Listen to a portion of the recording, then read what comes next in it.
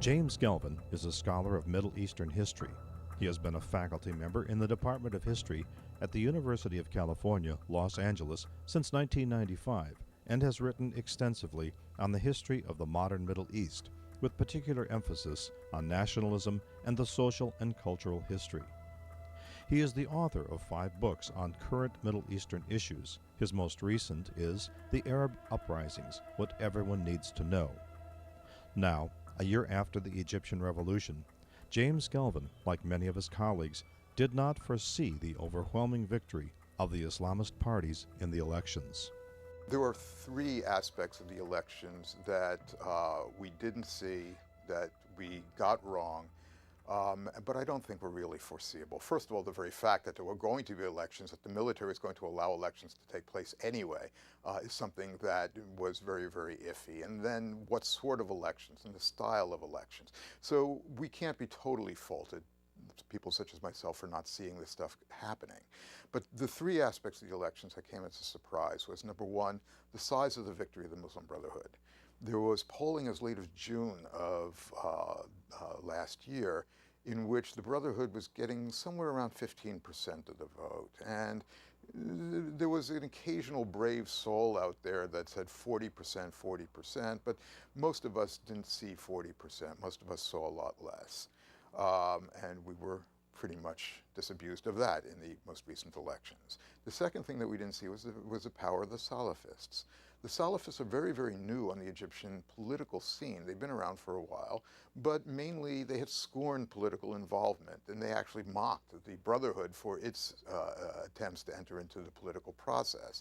Their attitude was that there is a moral awakening that needs to take place before a society, Egyptian society, is fit for an Islamic government.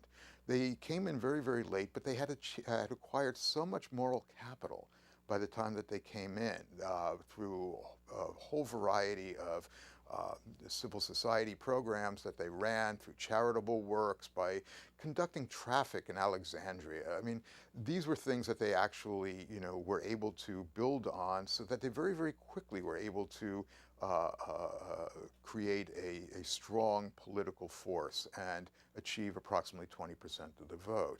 And then the final thing that a few of us actually saw was the way in which secular parties would fare, as they have, coming in a distant third.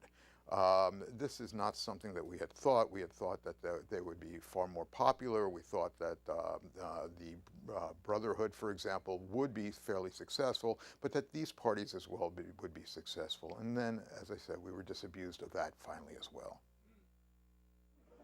The question of fair and legitimate elections is a complex one. I mean, obviously, when you have this result of the Muslim Brotherhood getting 40% and the Salafists getting 20% and so on and so forth, it's certainly more legitimate than the elections that were held previously.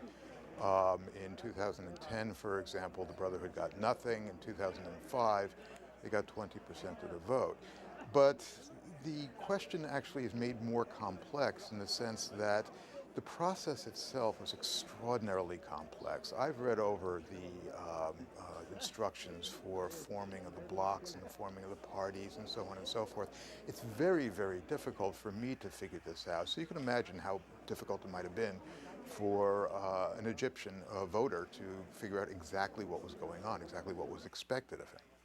There were proportional representation. There were party blocks. There was individuals who were run. You had people fitting into the category of worker, peasant, or professional. You had certain seats set aside for specific groups.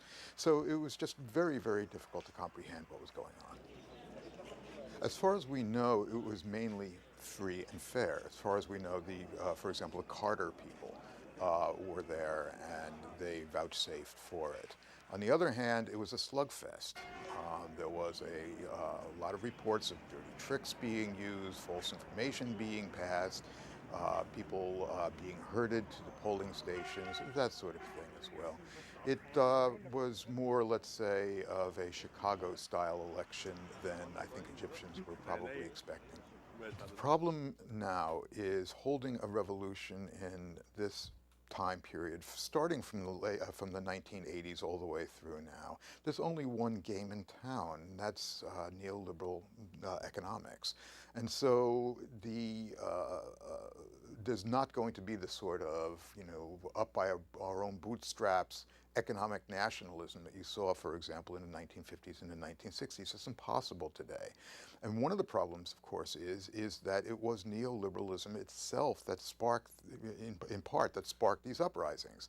The difference between rich and poor, for example, in the Arab world, which, by the way, America still exceeds the Arab world in the difference between the very rich and the very poor, the gap that's there. The privatizations, the crony capitalism that emerged because of the privatizations, the fear of layoffs, the cuts in the subsidies, for example, that have taken place over time. All these things were things that sparked the uprisings. All these things now are the things that these governments are faced with doing. Egypt is an economic backwater at this point, and Egypt is not going to be able to change its position at all in this time period. The question is what the general aspirations of the Egyptian people are, if there is something that we can say is a general aspiration. Certainly when you have 40% winning, 40% of the winners being the Muslim Brotherhood, 20% of the winners being the Salafists, there are 10% of the population, of course, is Coptic Christian. They were undoubtedly not very happy at those results. The women's bloc, for example, you constantly see stuff coming out of Egypt saying that one of the big losers of this Egyptian revolution was women, whose rights had been supported by Hosni Mubarak's wife very, very strongly. So there are people who are dissatisfied with the way things turned out. Of course, you have winners and you have losers. Again, though, it was probably a fairly fair, if, let's say, a raucous event.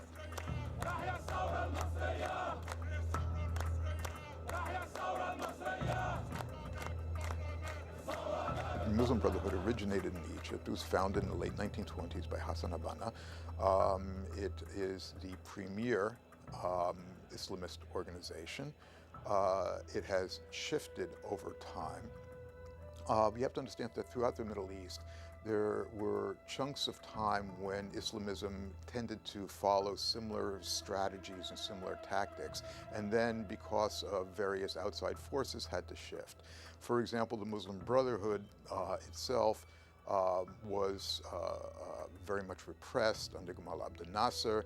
It began to therefore toe closer to the Nasserist line, pledged allegiance to the state in the 1970s and later on. And you had a series of very, very violent confrontations between defectors from the Brotherhood and the Egyptian government, culminating in the massacre, for example, that took place in the 1980s or so.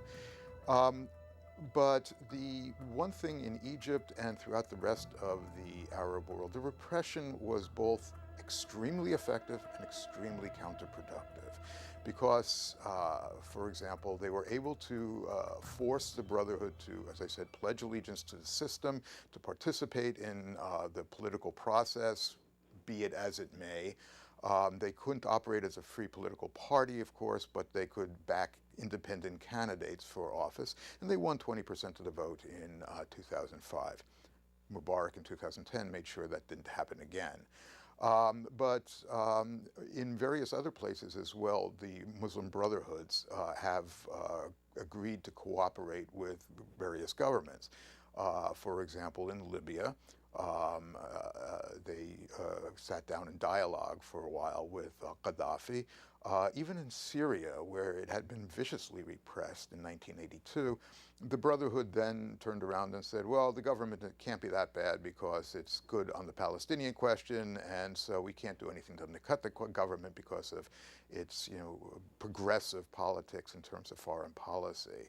So in that way, the repression was very, very effective. But as I said, the repression also was counterproductive, because this repressive apparatus that the governments had set up in Egypt and Tunisia, in Morocco, and various other places, tended to grow, expand, And over time, it became one of the major sources for the uprisings today that broke out in 2010.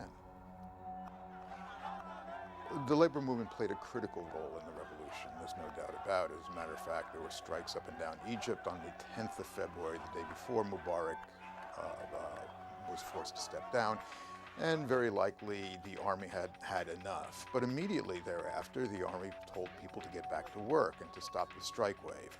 The strike wave has in part continued, but labor appears to be one of the big losers in this election, and this for several reasons. Most importantly is the fact that the Brotherhood and the Salafists are not particularly friendly towards labor. That one of the reasons for the upsurge in labor activism in the last 10 years or so has been the implementation of neoliberal policies in Egypt, privatizations, the attempt to create free markets, and so on and so forth.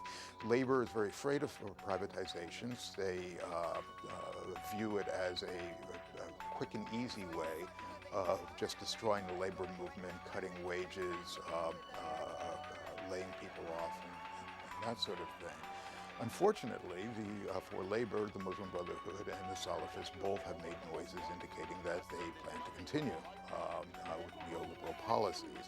They do it at the same time, of course, that they say they are for social justice, which is a very strange attempt to try to square the circle here. You can't have it both ways. In terms of economic policy, the Muslim Brotherhood very likely is closer to the Republican Party than it is to the Democratic Party. I was talking to students earlier today, and if there is an equivalent in American politics, it would be the Muslim Brotherhood is probably closer to Newt Gingrich. The Salafists are closer to Rick Santorum, with the obsession over issues such as morality and ethics and that sort of thing. Young, secular people were at the forefront of the revolutionary movement. Egyptian scholar Rabab El-Mahdi was one of them. And for me, this is something very inspiring and reassuring, because it means that no one can actually broker deals to stop the revolution. That it will continue to go on until the people, the masses who made it a revolution, believe that they have been satisfied. And hence, I'm not worried about the fact that there are no leaders or that no one is coming up or will be able to, who is going to be able to win elections. We've broken such a huge barrier with this revolution that for me, it actually doesn't matter.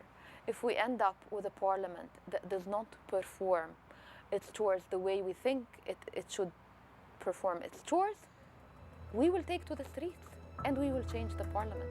To the surprise of many experts, the secular movement was buried in an Islamist landslide. Well, there's a couple of theories. Number one, that we had just totally underestimated the popularity of the Islamist parties.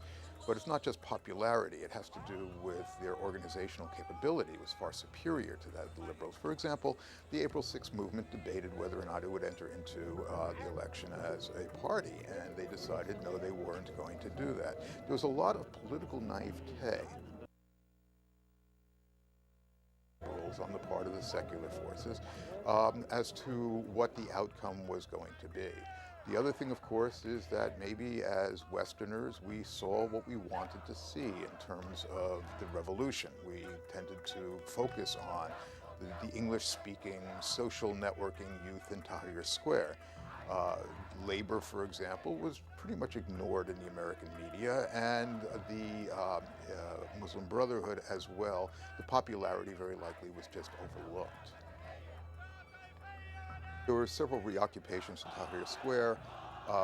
One of them appeared to be just a major rally by the Muslim Brotherhood, but there were other ones that the Brotherhood shared with the secularists, and still others that were mainly the secularists alone.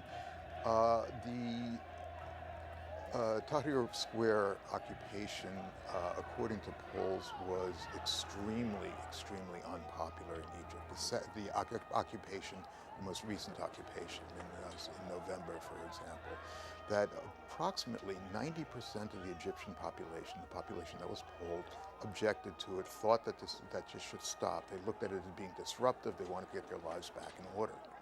At the end of the day, it's very likely that the elections will, for example, take place, that there will be a political process that they can participate in.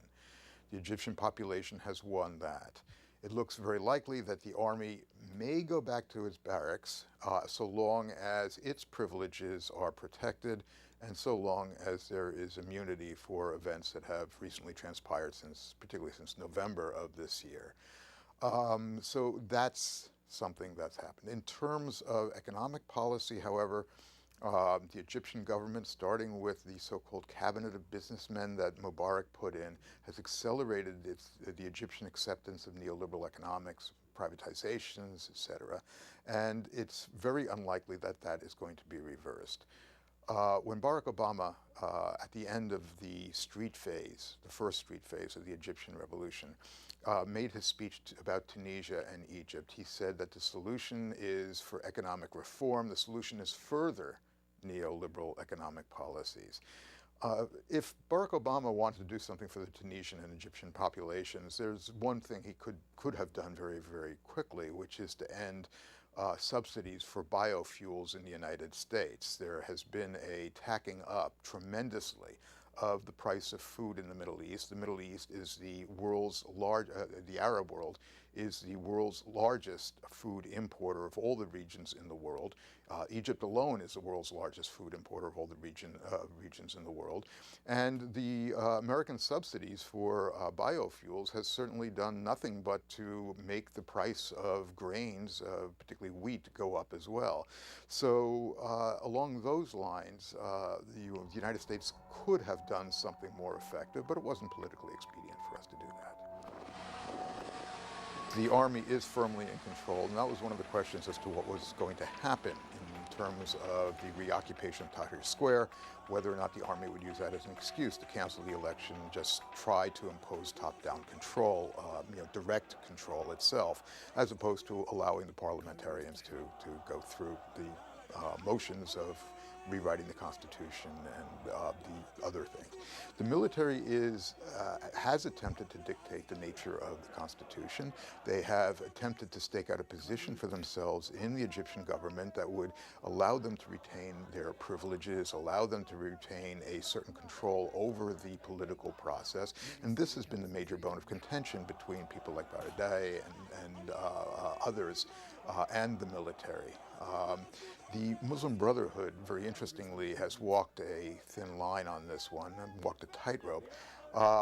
Number one, they really want the military to go back to their barracks. Number two, they also realize that they're going to have to give certain reassurances to the military in order to get them to go back to their barracks.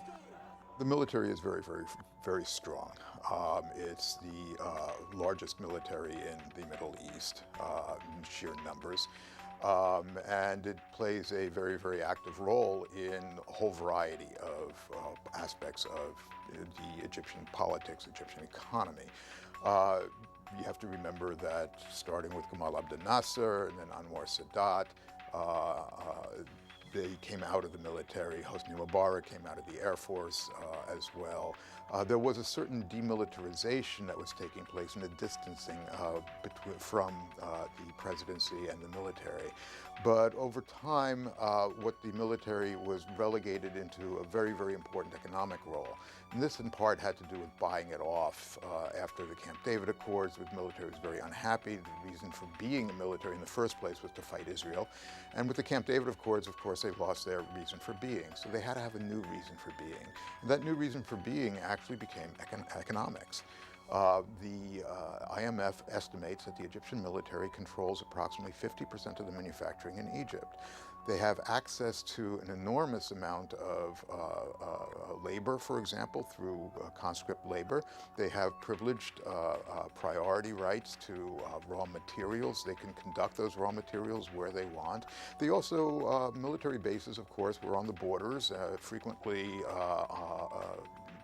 places that were on seasides, and so there was a great deal of possibility for exploitation for tourism as well. So the military controlled everything from farms to dairy farms to manufacturing of durable goods like washing machines and so on and so forth, televisions, tourist industry, et cetera, et cetera. That's a very, very strong role in the Egyptian economy. And it's been one of the things that people began to look at was that it's very possible that the military's very, very quick roundup of those people around Gamal Mubarak and the fat cats had to do with its jealousy over their privileged access, number one, and secondly, different economic goals that they had. They weren't as attached to international capital. They weren't as attached to neoliberal policies, obviously. They are part of the government, and they do control manufacturing, so it's a direct contradiction of what neoliberalism is all about. So very likely what happened was that they used the immediate aftermath of the revolution to strike against their economic opponents. In other places in the Middle East, you find similar things, not the same amount of control, but for example, the Syrian construction industry is controlled by the army, pretty much. There are other people, as well associated with it, but the army is a very, very important player in the economy. If there is a ray of hope, it might be Tunisia. But even there, Tunisia's got serious problems. It's got serious regional differences in terms of the coastal regions, for example, actually have been able to take advantage of globalization in terms of tourist industry and that sort of thing. But certainly the inland areas, which are more industrial, textiles, etc., have not been able to take advantage of globalization. The Middle East is, next to sub-Saharan Africa, the least globalized region of the world. Its trade is mainly to Europe. It's got virtually no trade with China, for example. Its only advantage, comparative advantage, is its proximity to Europe. So it's not going to get out of this hole that it's in very, very easily. Its major export, of course, is oil. It's a raw material. It is not a manufacturing center. So it's not an area of the world that's going to be hooked in very well to the globalized economy, except in terms of exporting oil to the globalized economy. In those terms, the so-called Arab Spring is a misnomer, okay? Spring implies joy, it implies, growth, a new beginning, et cetera, et cetera. On the horizon, on the immediate horizon, that any of that is going to take place. And if you look at certain places like, for example, Syria and perhaps Libya, Yemen, Bahrain, it has taken an extraordinarily ugly turn as well. I think the relationship between Egypt and Israel has been transformed. In terms of the Israel-Palestine conflict, however, several things have already taken place. One of those is that the military regime in Egypt has signaled that it was going to be less of a lapdog in terms of policy than Mubarak administration had been. The Mubarak administration, for example, closed off Gaza for several reasons. Number one, he didn't want spillover from what was in effect the Palestinian Muslim Brotherhood, Hamas, on Egypt. He also didn't want Gaza to be successful, to demonstrate that there was possibly an Islamic third way. So he did the American and the Israeli bidding of closing off Gaza. The current regime while it hasn't quite opened up the border with Gaza, has certainly made things a lot looser for Gaza as well, pretty much making it so that the entire attempt to lay siege to Gaza is faltering at the present time. There's that aspect of it. There's also the fact that under Mubarak, there was the idea that the Egyptians would ostensibly encourage Palestinian reconciliation, but in reality would try to discourage it. In other words, would try to bolster Fatah over Hamas. With the removal of Mubarak, Fatah has lost its biggest ally, and Hamas is possibly going to lose its ally in Syria. And it's not just that, it's that these guys are dinosaurs, and with the entire set of Arab uprising, there's this whole new model out there for political opposition. Fatah and Hamas hears this sort of thing, has looked around and said, my God, we've got to do something here. So you have that taking place as well. So far, what's going on in Egypt has had demonstrable effects in the Israel-Palestine front. One unfortunate side effect of the revolution has been an increase in violence directed against Egyptian Christians, or Copts.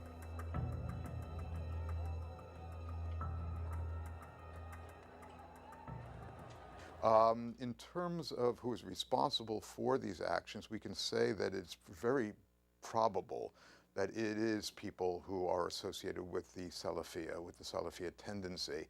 There were also some rumors that there were government agents who were doing it, either the military or former Mubarak loyalists who were doing that. Certainly the discourse in some quarters of the Egyptian population has been that this sort of thing did not happen under Mubarak and would not happen under Mubarak if Mubarak was back. That's, of course, a wishful or a bad memory, because the entire wave of anti-Coptic violence began on Christmas, Coptic Christmas, under Mubarak's watch. So this is something that the Arab Development Program calls legitimacy of blackmail, or a better way of putting it would be legitimacy by blackmail. In other words, the legitimacy that the government sought was to say, okay, look, I might be bad, but I'm the only one who are holding the forces of chaos and sectarianism back, so you have to support me.